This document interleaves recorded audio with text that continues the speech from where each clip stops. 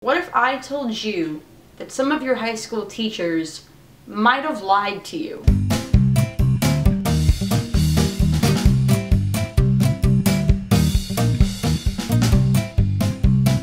Hey guys, it's Alyssa and welcome to Alyssa Explains It All. When I post this video, it will be around the time where I'm going to be moving back to Oswego. We're gonna have to get into that mindset of doing work because the only way you can get a degree is if you do work. With that being said, I have always been taught in high school, when you go into college, you're gonna get all this work that you're gonna have to do, but everybody's workloads are a little bit different. So this video is gonna talk about the workload that you get while you're in college. There are 3 factors to how you can figure out what your workload would be.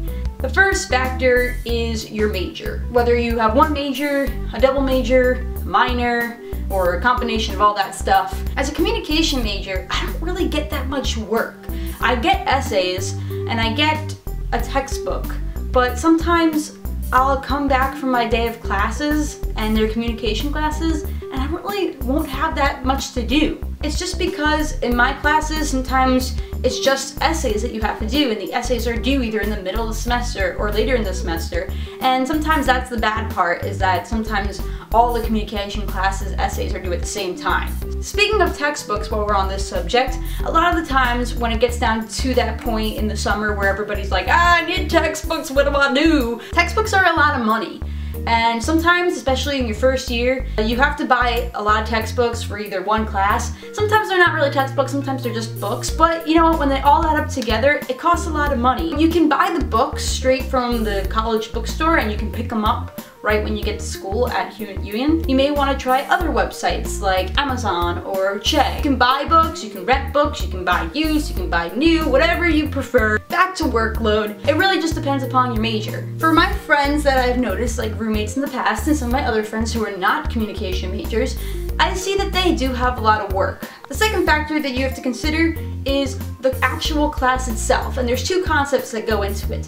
The type of class that it is, and then the level of the class. As you're a college student, especially within your first 2 years, you're going to be taking general education classes. Gen Eds are classes that you take outside of your major that are still requirements. So you may have to take a math class even if you're not in that type of major. And sometimes these classes may give you a lot of work, and even though you may be taking a lot of different classes, there might be a lot of different types of works that you have to kind of time manage yourself. Going back to my first video, the other component is the level of the class. When you first start off college, you'll be put into 100, 200 level classes, and a lot of the times those will be intro classes. So you may get a lot of work in those classes, but they won't be as hard as you think. Of course, you have to adjust yourself because you're in college now, so you may not be used to the workload compared to high school, but once you time manage yourself and learn how to write better, everything will seem a lot easier. But as you progress through college, you're going to have to take those 300 and 400 level classes like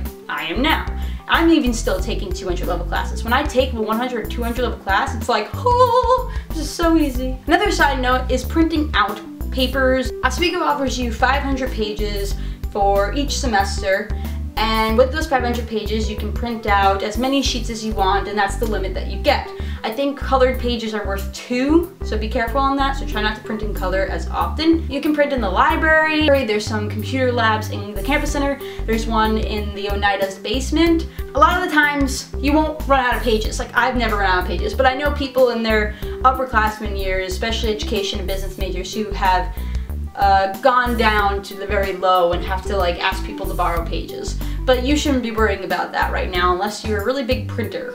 You can bring your own printer and have it in your room, or you can maybe work it out with your roommate. The third factor and the final factor of workload is the professor that you get. I made a video, I think 2 years ago already, about different types of professors, and if you'd like to watch that video, you can always click right here on this annotation. It talks about 3 different types of professors that you probably will have in college. I've taken the same classes as other people with different professors, and my class was a lot easier or a lot harder than theirs. Professors line up how they do their course pretty much on their own. You're gonna start having the same professors in your major or minor because there's only a very few. So I've had like I always aim to take it with like one professor that I really like, or if I have to take it with this professor, I'll try, and I'll avoid the professors that I don't really like. But if you have to take a class with them, you already know how they work, so you can probably like adjust yourself. So these 3 factors of what major you are, the type of course and the level of it, and then also the professor that you have really affect how much work you actually do in college. But it's also not up to them to give you the work, it's how you actually time manage yourself and do the work.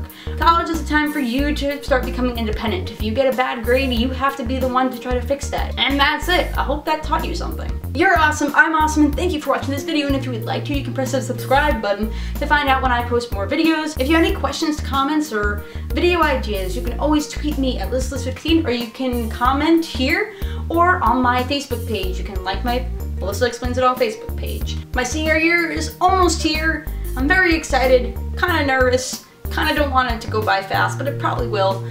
But season 4 of Alyssa Explains It All is also coming out. I'll probably be making my next video in my room, at my house, in the village, at school. So I will see you guys around.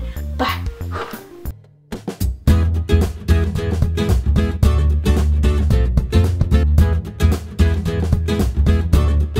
Make sure that you do follow along, and we'll all do this together. We're all in this together.